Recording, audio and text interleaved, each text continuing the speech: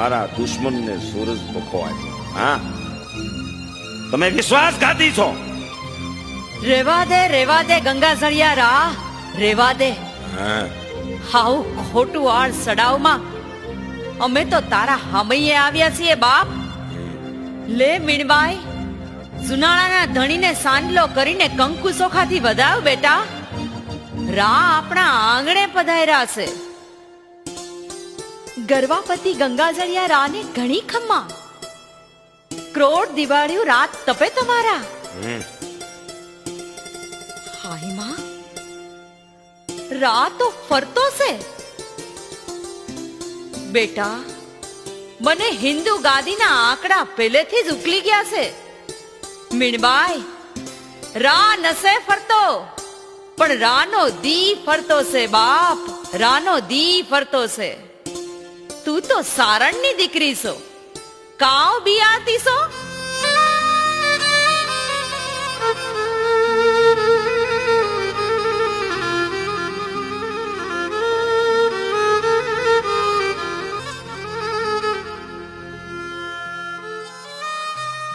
આ નાગબાઈ માના મુખમાંથી શબ્દો નીકળી ગયા કે મીણબાઈ, તું તો ચારણની દીકરી છો, કાઉ બિયાતી છો. મેલી દે મોણિયા તણું ન લે જીભે નામ, નહીતર ગઢપત ગામો ગામ તું માખણ ઉઘરાવી માંડળી કાઉ બોલતા તો.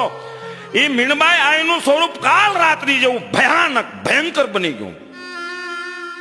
રામ માંડલિકને આવું સ્વરૂપ દેખાતા તો જાણે હમણાં પરખી જાહે. આવો ડર મનમાં લાગી ગઈ, આવી બીક પહેરી ગઈ. અવળું ફરી ગયો. તરત જ ત્યાંથી ઘોડે સ્વાર થઈ જુનાગઢ તરફ પાછો વળી ગયો. જુનાગઢ જઈ પસ્તાવો ન થયો. ઉલટાનું આ નાગબાઈ ને ત્રાસ દેવાનું ચાલુ કરી દીધું. સમજાવ્યો ઘણો પણ માયનો નહીં ગરવાનો ધણી. નાગબાઈએ તો ખૂબ એને કીધું કે હે ગરવાપતિ, હે ગંગાજળિયા રા, હજી માની જા. કેવું બન્યું? મને દેવ ટાળી તે ડાકણ કરી. આય નાગબાઈ માના મુખમાંથી આવા શબ્દો નીકળી ગયા. પછી તો રા ગાંડો થયો, નપુસક થયો અને જુનાગઢની બજારમાં ઉકળા વિખે ગાજરના પિતા વીણતો થઈ ગયો. વાહે બાળ મંદિર ડબ્બા વગાડે, છોકરાઓ પાણાના ઘા કરે. પોતાની દીન દશાનું કાંઈ ભાન રહ્યું નથી. માંડલિક નો રહ્યો. કિસ્મતના કાયદા ફર્યા નથી, કોઈ દી ફરશે નહીં.